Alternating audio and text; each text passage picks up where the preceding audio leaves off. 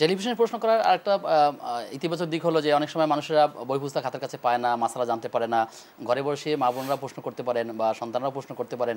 সেই বিষয়টা আসলে কিভাবে দেখছেন আপনি? আসলে না, প্রশ্ন তো করাই উচিত। কোরআনে কারিমে সে বিখ্যাত আয়াতে কারিমা তো আমরা জানি, ফাসআলু আহলা যিকরি ইন কুনতুম লা তা'লামুন, যে যারা জানে না তোমরা তাদের কাছ থেকে তোমাদের না জানা বিষয়টা জেনে নাও। তবে মনে রাখতে হবে আসলে আমরা খুবই ক্ষুদ্র। আজকে আমি নিজে কথা বলছি এই চেয়ারে মঞ্চে বসে, প্রশ্ন উত্তর দেওয়ার মতো এলমি যোগ্যতা আমার নাই, এবং এটা আমি দুঃসাহসী মনে করি। তারপরও আপনারা ভালোবাসেন বলে আমাদেরকে দাওয়াত করে আনেন।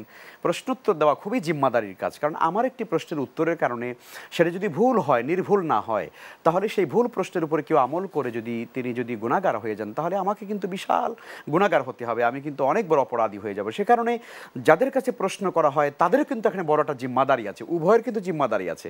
আপনি আজকে বলেছেন যে প্রশ্নের আদব কি, কিন্তু এটাও মাথায় রাখতে হবে যাকে প্রশ্ন করা হয় তারও কিন্তু আদব আছে। তিনিও কিন্তু এখানে জবাব দেওয়ার ক্ষেত্রে তিনি মধ্যম পন্থা অবলম্বন করবেন, শক্ত করে ফেলবেন না, কাউকে আঘাত করবেন না, ভিন্ন ধর্মের মানুষের প্রতি শ্রদ্ধা রেখে কথা বলবেন।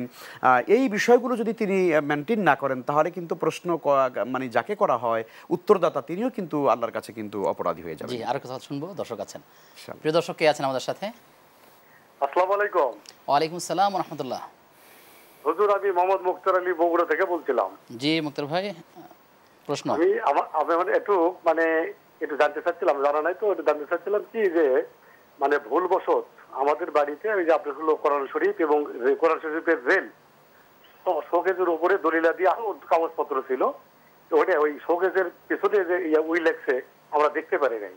হঠাৎ থেকে যে উইয়েতে আপনি হলো কোরআন শরীফ এবং হলো কোরআন শরীফের কিছু অংশ আর ওই রেলটা এবং আর অন্যান্য কাগজপত্র উইয়ে নষ্ট করে ফেলে দিয়েছে। তা আমরা এই জিনিসটা কোরআন শরীফটা কি করতে পারি, এটা নিয়ে আমার খুব চিন্তা আছে হুজুর। এটা বলে দিলে আমাদের একটু আমাদের একটু উপকার হতে পারে। জি প্রিয় ভাই, আপনার প্রশ্ন পেয়েছি, আমরা বিরতির পর এই উত্তর জানবো ইনশাআল্লাহ।